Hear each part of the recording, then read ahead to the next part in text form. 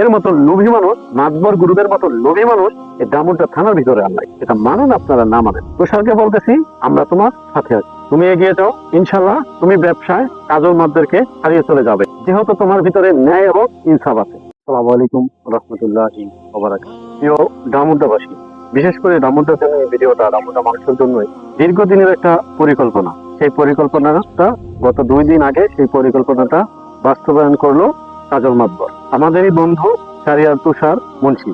তো তার উপরে এই ঘটনাটা ঘটবে এটার আভাস আরো আগেই পেয়েছি, কিন্তু এই ঘটনাটা আসলেই ঘটাবে এটা আসলে আমাদের বুঝতে ভুল হয়ে গেছে।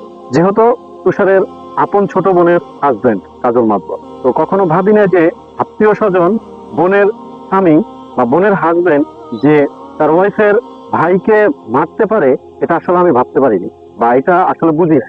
মানুষকে আসলে এভাবে চিনতে পারিনি। তো মানে সবাইকে তো আমরা আপন মনে করি, যে শত্রু হোক বন্ধু হোক সবাইকে তো আমরা আপন মনে করি। তো ওইভাবে এই কারণে ওইটা নিয়ে এতটা ইয়া করা হয়নি। কিন্তু সামনে হয়তো তুষারকে পেলে হয়তো এই কথাগুলো বলতে পারতাম। যেহেতু তুষারের সাথে দেখা হয় না, এই কারণে তুষারকে এই কথাগুলো বলা হয়নি, যে দেখ তোকে কিন্তু এরকম এরকম কাজল মাতবর কিন্তু যে কোনো অচিনা পাইলে তো কিন্তু তোরে আঘাত করতে পারে, মারতে পারে। এটা আসলে এরকম যে হইব এটা আসলে বুঝতে পারিনি। আমি তো ভাবছি যে হয়তো এগুলো হয়তো ভয় ভীতি দেখানোর জন্য এই কথাগুলো বলতেছে। আসলে কি সম্বন্ধে কি বোন জামাই মারতে পারে, এটা আসলে আমরা ভাবিনি। তো শেষমেশ সেটাই হয়েছে। আমাদের আন্দাজটা, আমাদের আশাটা আসলে ঠিক হয়নি। সবার জন্য সবকিছু মানায় না, সবার কাছে সবকিছু আশা করা যায় না। সেটাই হয়েছে এটার বাস্তব উদাহরণ। দেখেন, কাজল মাতবর একজন আওয়ামী লীগের চিহ্নিত লোক, তার ভাইরা সব আওয়ামী লীগের চিহ্নিত লোক। নাঈম রাজ্জাকের ডাইন হাত বলেন বাম হাত বলেন মাতবর গ্রুপ। রুবেল মাতবর এই আওয়ামী লীগের সবচাইতে বড় ক্যাডার। তাকে কিছুদিন আগে আটকও করা হয়েছে। এখন হয়তো জামিনও ছেড়ে দিয়েছে কি না দিয়েছে এটা আসলে শিওর না। কাজল মাতবর চিহ্নিত একজন আওয়ামী লীগের লোক। তো আসলে আমরা মানুষকে প্রতিশোধ নিতে চাই না। যদি প্রতিশোধ নেওয়ারই হতো তাহলে মাতবর বাড়ি এতদিন থাকতো না। এই কাজল মাতবর এখন পর্যন্ত টিকে আছে একমাত্র তুষারের কারণে।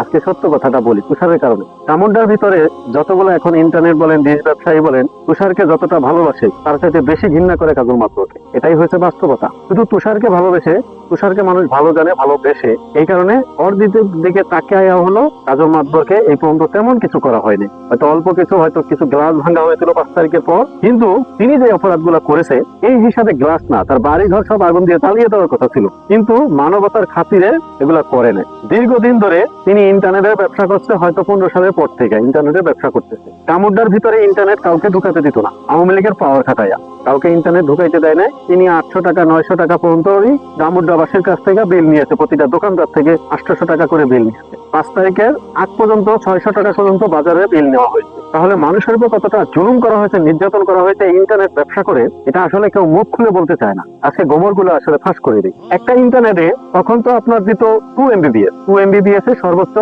তখনকার আমলে ধরলাম 200 টাকা, সর্বোচ্চ 200 টাকা 2 MBPS এর বিল। যেহেতু 2 MBPS এর বিল করে দেওয়া হয়েছে গ্রাহক পর্যায়ে 400 টাকার মতো তখন, তারপর সেটাকে 5 MBPS করা হলো এই 400 টাকার ভিতরে। এখন 10 MBPS করা হয়েছে গ্রাহক পর্যায়ে 400 টাকার ভিতরে। তো তারা কি করলো, তারা 5 MBPS দিচ্ছেন 10 MBPS এর নাম করে। এটাকে যেরকম কিছু মোবাইল ছিল না, যে কিছু মেমোরি, যে আপনার গুলিস্তান বলেন বিভিন্ন জায়গায় যে মেমোরি কার্ড গুলা বলে 32 জিবি বলে 64 জিবি বলে, তখন আপনারা 200 টাকা 250 টাকা শুনে এই মেমোরি কার্ড গুলো আপনারা কিনেন। কেনার পর দেখেন মোবাইলে ভরার পর, একটা দুইটা কিছু ভরার পর দেখবেন আপনার মেমোরি ফুল, মেমোরিতে আপনার আর কিছু ঢুকবে না, এরকম অবস্থা হয়ে যায়। তো সেরকম হয়েছে অবস্থা। 512 জিবি মেমোরিকে সফটওয়্যার দিয়ে এমন ভাবে ইয়া করে আপনাকে ওইটাকে 32 জিবি দেখায়। আসলে কিন্তু এটা 32 জিবি না, এটা 512 জিবি। এই মেমোরি লাগায় স্টিকার লাগায় 32 জিবি, এগুলো লাগাইয়া বিক্রি করে। তো সেম হয়েছে এই কাজল মাতবরের ব্যবসা। এরকম স্টিকার লাগাইয়া 10 MBPS দেখাইয়া লোকদেরকে, আসলে 5 MBPS ও ঠিক মতন পাওয়া যায় না স্পিড। এই ব্যবসাগুলা করে খাচ্ছেন এতদিন, এই দীর্ঘদিন খেয়েছে।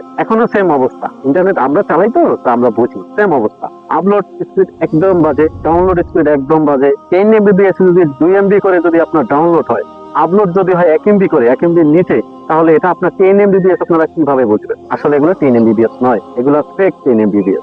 তারপর হচ্ছে গ্রাম অঞ্চলে 5 তারিখের আগ পর্যন্ত 700 টাকা বিল ছিল, তার আগে 800 টাকা ছিল। 700 টাকা বিল ছিল গ্রাম অঞ্চলে। এই লাইনগুলো তো তার থেকে নিয়ে চালাতো, এখনো তো অনেকে তার থেকে নিয়ে চালায়। তাহলে সেই 700 টাকার বিল, 800 টাকার বিল এখন কিভাবে 500 টাকায় চলে আসলো? এটা হতো একটা প্রশ্ন। এটাই হয়েছে মেইন উদ্দেশ্য। এই 500 টাকা বিল কেন আসলো? 5 তারিখের পর হঠাৎ করে 400 টাকা পর্যন্ত আমাদের বাজারে এসে কাজল মাত্র বলে যায় আরেকজন লাইন নামাইছে। তো সেই লাইন ঢোকা দেখে তিনি এসে বাজারে এসে বলে যায় আমাদের দেশে যে লাইন চালায় তাকে বলে দেয় এই মাস থেকে 400 টাকা করে বিল দেবে। তো ওইভাবে অনেকে 400 টাকাও দিয়েছে, 400 টাকা করে বিল নেবে। এখন মানে রাগে বলতেছে মানে ব্যবসা তো টিকিয়ে রাখতে হবে। তাহলে তখনই তো গ্রাহক পর্যায়ে থেকে মানে যারা লিঙ্ক নিয়ে চালাতো তাদের থেকে একটা লাইন প্রতি 350 টাকা নেওয়া হতো। 350 টাকা একটা লাইন প্রতি কাজল মাধ্যম নিত। আর গ্রাহক পর্যায়ে এসে এটা 700 থেকে 800 টাকা পর্যন্ত চলে আসতো। মানে দামুরটা থেকে মাত্র 2 কিলো পর আসলেই 800 টাকা। তো তিনি কিন্তু 350, এখানে কিন্তু 700 থেকে 800 টাকা। তারপরে 5 তারিখের পর হঠাৎ করে একটুখানি কমাইতো, মানে 50 টাকার মতো কমাইছে, 300 টাকা বানাইছে। তখন পর্যন্ত কেউ এখন তো লাইন ঢুকায় না, মানে পরিকল্পনা চলতেছে আস্তে আস্তে ঢুকাইবো। তো হঠাৎ করে বিল 600 টাকা হয়ে গেল গ্রাম অঞ্চলে, 700 থেকে 600। তো 600 হওয়ার পর যেই আপনার দেখলে বিভিন্ন লাইন আনতেছে আস্তে আস্তে, এখন তো ঠেকিয়ে রাখা সম্ভব না যেহেতু দল ক্ষমতায় নাই। তখন থেকেই এই কাজগুলো শুরু হয়। বিভিন্ন লিঙ্ক নামিয়ে আনে, সেখান থেকে তারা 500 টাকা বিল নিয়ে আসলো। তারপর গ্রাহক পর্যায়ে লাইন দিতে সীমিত খরচে লাইন দেওয়া হচ্ছে, যেখানে তারা 11-12 হাজার টাকা, 5,000, 6,000, 8,000, 10,000, 12,000, 15,000 টাকা পর্যন্ত একটি লাইন দিতে নিয়েছে। সেইখানে গ্রাহক পর্যায়ে একটা লাইন নিতে 4,000 টাকা খরচ হইতেছে। 4,000, 4,500 এরকম, দূরত্ব হলে একটু বেশি, না হলে 3,500, 4,000 টাকাও একটা গ্রাহক লাইন নিতে পারছে। সেই গ্রাহকদেরকে এত বছর বঞ্চিত করে রেখেছে এই কাজল মাত্র এই গ্রুপটার ক্ষমতার কারণে কেউ লিঙ্ক নামাইতেও পারে না, নামাইতে দেয়ও না, আর কাউরে লিঙ্ক চালাইতেও দেয় না, এরকম একটা ব্যবস্থা ছিল। তো এখন যেহেতু এই ব্যবস্থাটা বন্ধ হয়েছে, এখন গ্রাহক পর্যায়ে আপনার 400 থেকে 500 টাকা কেউ চালাতে পারতেছে। সেই সময় যে সময় আমাদের এখানে 800 টাকা বিল, সেই সময় আমিন বাজার বেদেরগঞ্জ থানার হয়তো ভিতরে আমিন বাজার, সেখানে 500 টাকা বিল অনেক বছর ধরে আমাদের সেটি ইন্টারনেটের স্পিডও ভালো, সেইখানে চলতেছে এই 5 আগস্টের আগেও 500 টাকা করে বিল, আর আমাদের এখানে 800 টাকা। তো এরকম অবস্থায় আমাদেরকে এত বছর রাখছে এই আওয়ামী লীগ এবং এই কাজল মাত্র। তো 5 তারিখের পর থেকে বিভিন্ন লাইন নামাইছে। এখন গ্রাহক পর্যায়ে একটু স্বস্তি ফিরে আসছে, 800 টাকা থেকে 500 টাকা ফিরে আসছে। তারপর দেখেন আসলে মেইন বিষয় আছে তুষারকে নিয়ে যে ঘটনাটা, তুষারকে দিয়ে চেয়েছিল নিজে টিকে আছে এতদিন এই তুষারের কারণে। ব্যাপারী বংশের সাথে মিট করার জন্য তুষারকে বলেছিল, তার মাকে দিয়ে বলাইছিল যে তিনি তো কাজল মাত্র নিজে বলতে পারে না, তাই তুষারের মাকে ফোন দিয়ে বলতেছে যে তুষারকে দিয়ে একটু বলেন যে ওই সৈকত ব্যাপারীর সাথে একটু মীমাংসা করতে, যে লিঙ্ক আমাদের থেকে নিয়ে চালান, নামানোর দরকার নাই, অমুক জায়গার লাইনটা আপনাদের দিয়ে দেয়, আপনারা ওই লাইনটা চালান, আমাদেরকে এটা এভাবে কইরা আপনারা চলেন, আমরা চলি। তো ওরে দিয়ে চাচ্ছিল আতাত করাতে, ও সেখানে রাজি হয় নাই। ইন্টারনেট ডিশ ব্যবসা নিয়ে, ওর বাপের ডিশ ব্যবসা নিয়ে, এটা নিয়ে অনেক চলছে। ডিশ ব্যবসা নিয়ে গেছিল কাজল মাধ্যম, জোর করে সেখান থেকে মেশিন পত্র সব খুলে নিয়ে আসছে, সুযোগে সদ্ব্যবহার। 5 তারিখের পরের ঘটনা এটা, মেশিন টেশিন সব খুলে নিয়ে আসছে, এটা গত বছরের ঘটনা। মেশিন টেশিন সব খুলে নিয়ে আসছে, ডিশ লাইন ওই চালাইব, ওরে কিন্তু দেয় নাই। তারপর ওই জোর করে নিয়ে কত টাকা কন্ট্রাক্ট হয়েছে এটার আলোচনা করতে চাই না এখানে। তো সেইখানে অনেক জোর জবরদস্তি করছে। এখন যেহেতু 1 বছর চলে গেছে, এখন 1 বছরের কন্ট্রাক্ট ছিল, 1 বছর চলে গেছে, এখন তুষার নিজেই এই দেশের ব্যবসাটা এবং পাশাপাশি লিঙ্ক নামাইছে, ইন্টারনেটের লিঙ্ক নামাইছে। তো হয়তো কিছু লাইন দিয়েছে, তো এই লাইন নিয়ে আসলে দম। আর ওকে মারার আসলে কাজল মাধ্যমের কয়েক মাস চাকরি করেছিল, সেখান থেকে কাজল মাধ্যম যে কথাগুলো বলতো সেই কথাগুলো তুষার রাখতে পারে নাই বা রাখে নাই, যে তার স্বার্থের জন্য আমি কেন মানুষের কাছে কালার হবো, যেহেতু ফ্যামিলির সাথে আমার সাথে কোনো সম্পর্ক নাই, ফ্যামিলি আমাকে বাড়ি থেকে বের করে দিয়েছে, এরকম কিছু ফ্যামিলি আমাকে বাড়ি থেকে বের করে দিয়েছে, মায়ের সাথে সম্পর্ক নাই, বাপের সাথে ঠিক মতো সম্পর্ক নাই, মায়ের কারণে ছেলে ভাড়া বাসায় থাকতে হয়। যে ছেলের বাবা একজন উকিল ছিল, সেই উকিলের সব টাকা পয়সা আত্মসাৎ করেছে তুষারের মা। আমি ক্ষমা প্রার্থনা করতেছি বন্ধু, এই কথাগুলো আজকে আমি না বলে পারতেছি, হয়তো 2 দিন লেট হয়ে গেছে এই কথাগুলো বলতে, যে তুষারের মাও কিন্তু এই পরিকল্পনার সাথে যুক্ত আছে। আমার মন যেটা বলে, যেই মা সন্তানের ভালো চায় না, সেই মা কখনো সন্তানের মঙ্গল চায়। যে মা সবসময় সন্তানের খারাপ চায়, যে মা এই তুষারকে নিয়ে আজ গর্ব করার কথা যে আমার সন্তান নিজের পায়ে দাঁড়াচ্ছে, নিজে একটা কাজের একটা ব্যবস্থা করছে, নিজে কাজ করতেছে, এটা দেখে তুষারের মার গর্ব করার কথা। আর সেই তুষারের মা, তুষার যখন খারাপ ছিল, সব কথাই তো বলতে হয়, তুষার যখন খারাপ ছিল, বাজে ধরনের আড্ডা ছিল,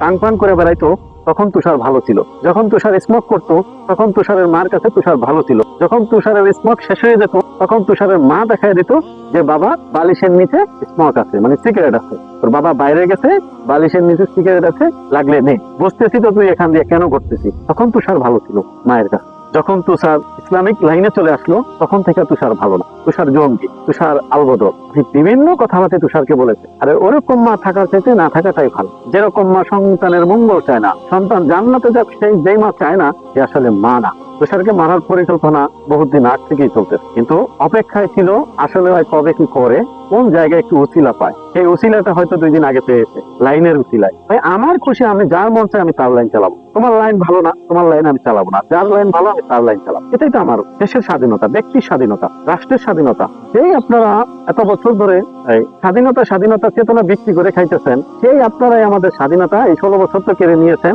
এখনো করার চেষ্টা করতেছেন। সুখে থাকতে ভূতে কিলায়, গ্রাম অঞ্চলের কথা আছে না, আপনারা হইলো ভূতে কিলাইছে। এই আমাদের ধনই, দিঘির পাড়, শহীদ বস্তা, ইকরি, এই 4টা গ্রাম থেকে আপনার ইন্টারনেটকে আমরা বয়কট করলাম। আপনার ইন্টারনেট আমরা বয়কট করলাম। এরকম ইন্টারনেট আমরা চাই না। আর ফ্যাসিস্ট আওয়ামী লীগ এদেশে ব্যবসা করে খাওয়া ঠিক মতো, ওটাও এখন আমরা চাই না। যেহেতু নিজের স্বার্থের জন্য আপন সম্বন্ধীর গায়ে হাত তুলতে পারে, সে আসলে মানুষ হতে পারে না। ওর মতন অমানুষ, কাজল মাতবরের মতন অমানুষ আসলে চাকরি করে যারা যারা, তারাই বলে। সামনে হয়তো বলে না, আগে চড়ে বলে। বসতে গালি, শুইতে গালি, এক জায়গায় যাইতে লেলে গালি, একটু দেরি করে আসলে গালি, দেরি করে চাইলে গালি। ওর মুখ দিয়ে গালি ছাড়া কোনো কথা নাই। ওই যে কোন রকমের মানুষ, এটা একমাত্র ওর সাথে কাজ করে যারা, তারা বলতে পারে ভালো। আর আমাদের সাথে যেহেতু ওদের সম্পর্ক আছে, আমরা তো মোটামুটি জানিই যে কাজল মাতবর আসলে কোন ধরনের মানুষ আর কোন চরিত্রের মানুষ। এর মতো লোভী মানুষ, মাতবর গুরুদের মতো লোভী মানুষ এই দামুনটা থানার ভিতরে আনলাই। এটা মানুন আপনারা না মানেন। তুষারকে বলতেছি, আমরা তোমার